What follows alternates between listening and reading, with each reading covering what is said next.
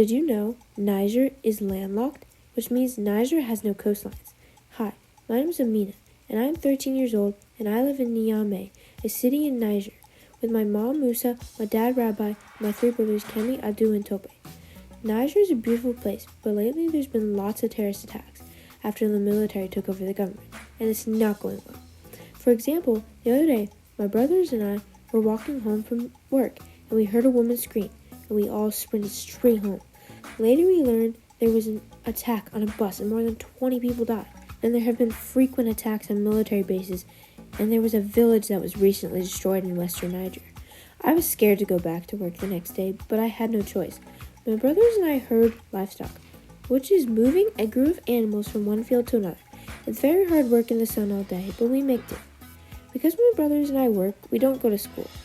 Did you know 29% of women are able to read and write, and 45.8% of men are able to read and write?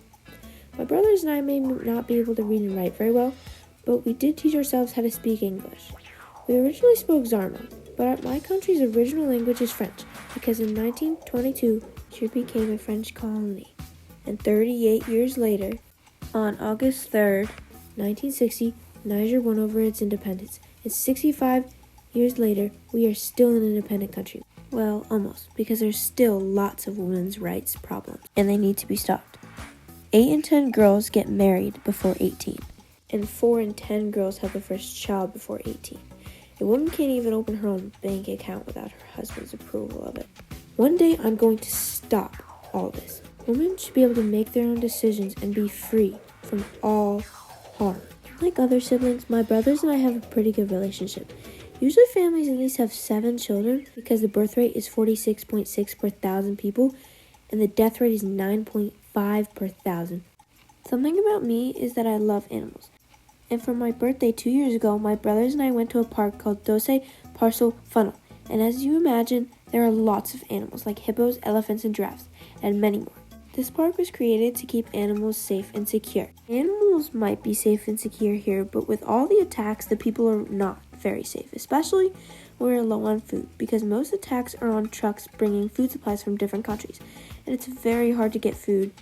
But before the attacks, my mom used to make palm nut soup. It was my favorite meal, but we have not had a real meal in a long time. Have you ever been to a foreign country and it's really hot and you see all these people wearing long skirts, velvet shirts, dress robes, headscarves, and you really wonder, why are they wearing it? Well, it's because our clothing makes us sweat less than having a t-shirt and shorts on. Even though Niger is going through tough times right now, we are still a great country and we still have lots of time to find a solution to our problem. And one day we will have a real leader, one that treats everyone equally and one that will be there when our country needs help. But for now, we need to stand up for ourselves and fight back for our country because it's important we all have a safe place to live and thrive in. I am very grateful for my country and I can't wait to see where it brings me next.